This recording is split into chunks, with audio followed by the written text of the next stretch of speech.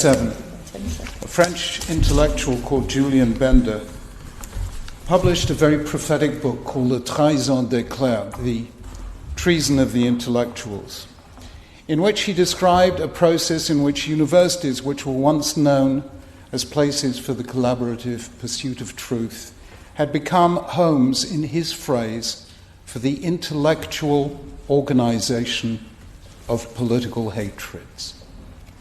My lords, that sadly is what some universities in this country have become today.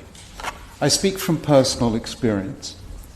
I was chief rabbi for 22 years. During those years, I was under constant security protection. But there was only once in all those 22 years when I felt genuinely afraid. That was when I gave a talk to students at Oxford University. Just before the start of my lecture, a whole group of rather menacing Muslim students came in and occupied the center of the front row. It was a blatant attempt at intimidation. Luckily, my capacity to be boring at length saved the day, and after half an hour, they left. But that is increasingly what Jewish students and indeed Jewish university chaplains are facing. So threatened did Jewish university students feel that in 2012 they asked me personally to come and address the annual conference of the National Union of Students. I did. I spoke about academic freedom. I explained that this means that a university is a place where you give a respectful hearing to views with which you disagree. There was a wonderful atmosphere. People of all ethnicities and faiths. A group of young Muslim women students came up especially to thank me, and I left on a high. That evening, when I had left, the University of Jewish Students' stand was vandalized and threatening messages left all around.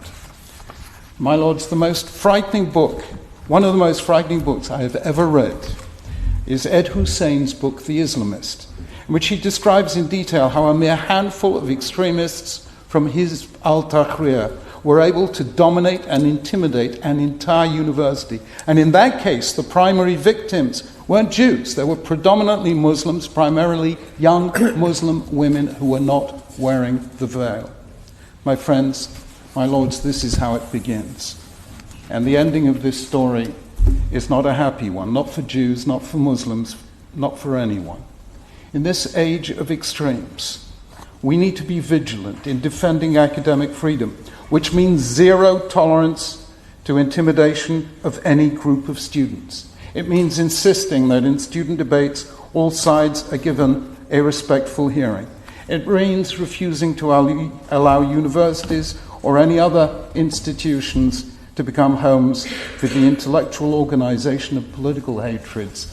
And my lords, if the report in today's Times is to be believed, that includes Her Majesty's parliamentary estate. If we don't, this will be the treason of the intellectuals of our time.